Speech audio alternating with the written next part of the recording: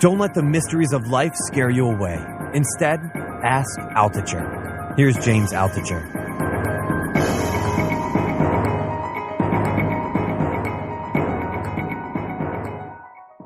Claudia, let me ask you a question first before the big question. Tell me. When you went to your dad as a little child and told him, I don't know, that you wanted to be like an actress or whatever it is that you wanted to be. I wanted to win an Oscar in Hollywood. You wanted to, that was your career goal. What did your dad say to you? I was 11. He said that I needed contacts. I needed to be in the circle of producers, directors, actors, and that I would never get there. And so I should learn to type to be in all fairness, he was looking for my best interest, and he enrolled me in high school for accounting, where I learned to type and how to deposit a check. And I've seen you type. It's I'm not so sure that career path really would have worked out for you. You're much better. God bless my dad. You're much better as an Ask Altucher podcaster. Thank you. But this is related to the question of the day, because we both saw this question at the same time. It was asked in the Choose Yourself group on Facebook. And what is the question? Well, the question, it says urgent. I need advice. Help ASAP. So definitely.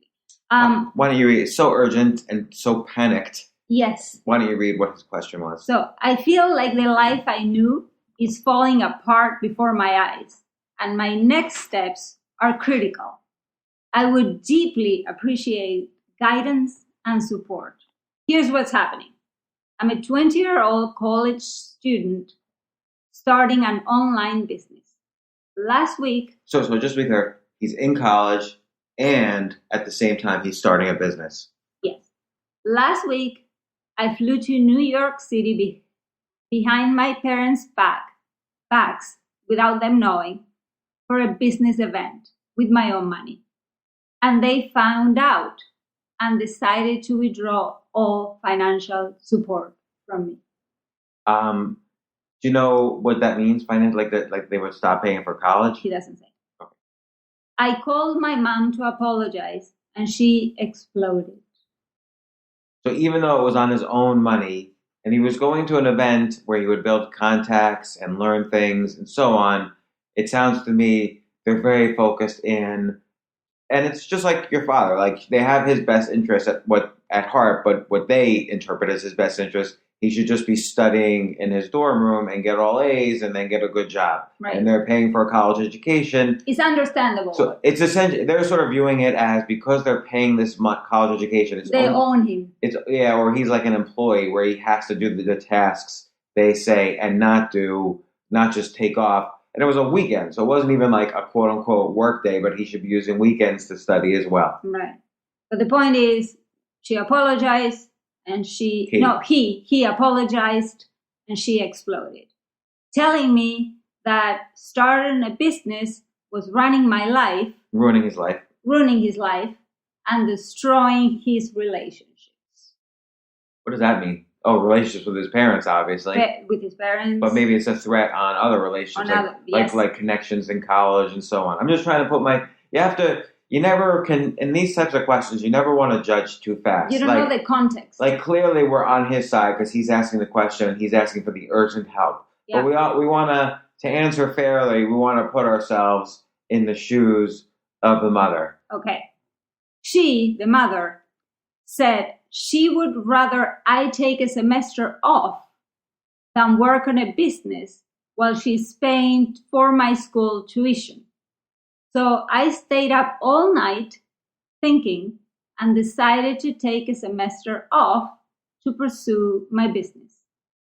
Then I called. So in other words, he was taking her up on her what seemed to be sincere offer: drop out of school for a semester and focus on your business. That was her offer. He thought about it, and then what? He took it at face value. Right, and so he said, "Okay, I will." Yeah.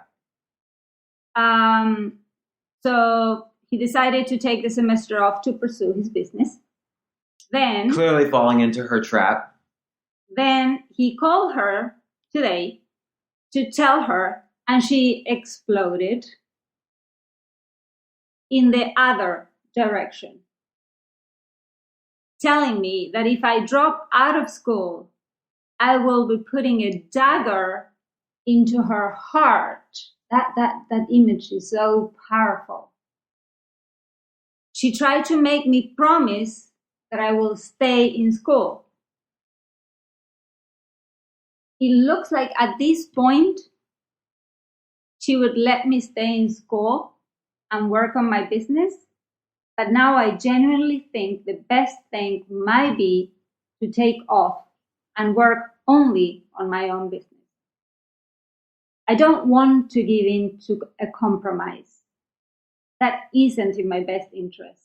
I also don't want to hear my family apart. To tear my family apart. So how could I choose myself in this situation? So this is a really hard problem. It's a very hard problem. And let's just focus. This is not his parents. This is his mother's reaction. We don't know what the father's reaction is.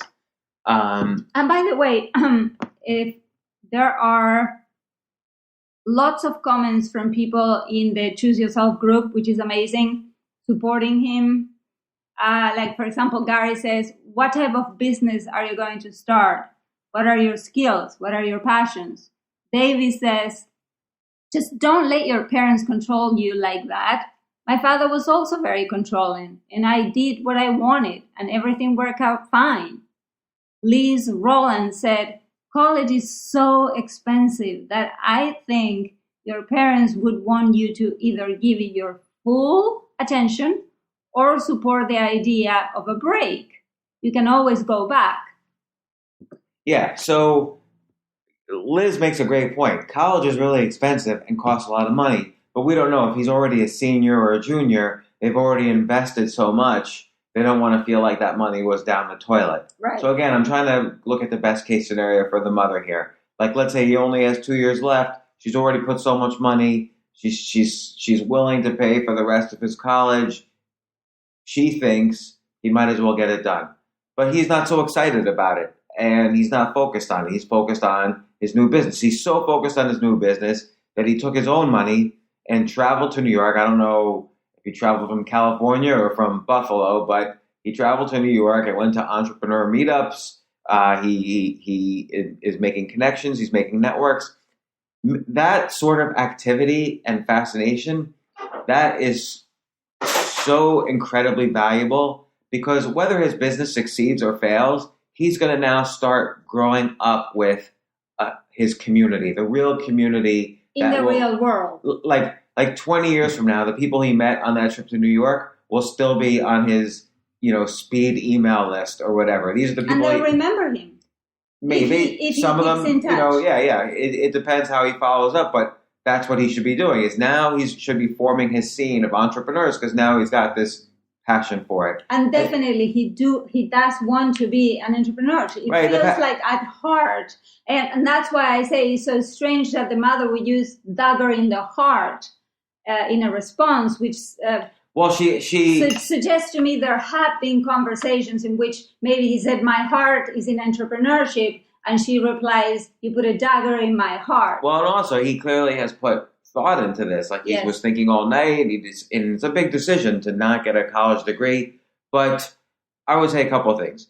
Your parents do not own you. So, for instance, I went through something very similar. I wanted to be a writer. My parents wanted me to be an academic or in computer science or some kind of advanced computer science person. So I was in graduate school for computer science. I ended up leaving graduate school because I wanted to be a writer. My mom was very upset. My dad was not as upset for some reason, but my mom was incredibly upset. And but look, I had to pursue what I was interested in. Yes, and what happens is, I looked at the people, I looked at the professors around me, and there was none of them that I wanted to emulate my life after. But I saw other people, like, for instance, writers, who I thought, wow, they're really interesting people. I want to emulate my life after that. And so I made the decision. Now, in order to do that, I obviously didn't instantly start getting a check from, like, the writers union or whatever. I had to work hard jobs, and I was a programmer, and I had other weird little jobs, and I had to scrape by. And it was another, I don't know, 12 years before I got my first $200 check from writing anything. And in the meantime, I wrote like 5 novels. He might start 5 businesses. But again, along the way, he's gonna start now learning the skill set. Well, how does a good business work? Right. How does a bad business fail? What kind of good people are there to hire? What are good customers? How to do sales? How do you fire a customer? When? How to do negotiation? How to sell your business? How to do partnerships? How to do business development? How to do affiliates? How to promote it? Exactly, all these things. So I would suggest my advice would be your parents don't own you. You don't need financial support from them. You will have to take like weird, odd jobs while you're keeping your business going. And it's going to sometimes seem like, oh gosh, I could be in my dorm room relaxing instead of being, a bartender at this bar at 2 a.m. cleaning up someone's vomit. It sounds to me from the passion in his writing that he is determined that a low-level job would be nothing. It's just a means to support himself just because he's doing it. It reminds me of one of the favorite quotes from all of my podcasts. I was interviewing Nassim Taleb, and he's the author of Anti-Fragile, The Black Swan, Fooled by Randomness. And he said the best job you could have is night watchman, because you don't have to do anything. No one's ever going to see you. No one's going to bother you, and you can pursue all of your interests while on the job. And at night, yeah. If you don't fall asleep, it wouldn't work for me. But that's a great. Well, you can sleep during the day. Idea. Yeah. So in a sense, I think he should follow Nassim Taleb's advice or something similar. And one thing I can tell you from experience, I don't know what his name is, but whatever your name is, your mother does love you. I know with my parents loved me. And even though I didn't do exactly what they wanted, and even though they were very strict about it, my parents were extremely strict all my childhood and life about grades, schools, careers, what I should do, what I should not do. And literally, my mom was crying when I left graduate school. Like, that's how upset she was. And, but they forgive. They're your parents. And particularly then, I think it was about 6 years later, I sold my first business. So you had even then I told my mom, here's what I'm going to sell my business for, and she said no one's going to buy your business for that. There is no possible way. And she was wrong. She was always pessimistic about my prospects after I left graduate school, and probably still is. But by then you had proof of concept. Yeah, and I should say also they never stopped loving me. So they always had points. Parents love you. Yeah, they always had points where they were angry, but But they love you. And at some point, every child has to say, "I am no longer owned by my parents."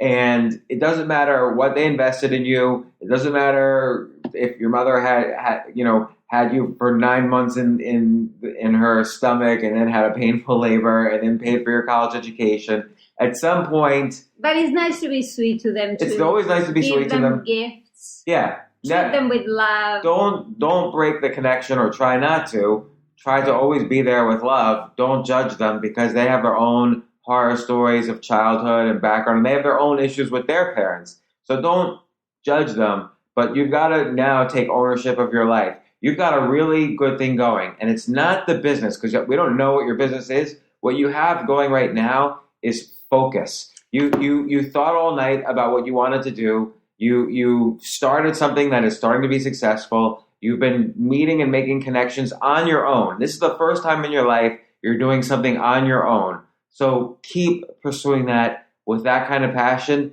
It might not pay off next year. It might not pay off with this business. It might not pay off within 5 years, but just keep improving 1% a day at what you're doing, and it will pay off, and your mom will see what happened, even if it takes time. It reminds me of that song that's so powerful from Eminem on 8 Mile, I think it is. Listen, if you had one chance, one opportunity to seize everything you ever wanted, would you take it? Look at you. When I met you, you hated rap. Now you've been quoting Eminem, Eazy-E. But my question to this person is... But he has more than one shot. That's the thing. Would you take it? Well, again, he has more than one shot. He can wait till after college. Would you take all the chances. I would disagree that he shouldn't take any chances.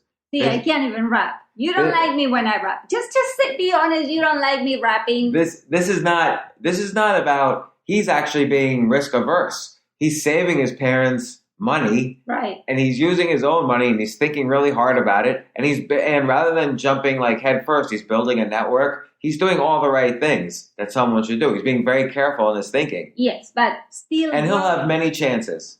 Still, please, can I speak now? Still, please, I say that with love.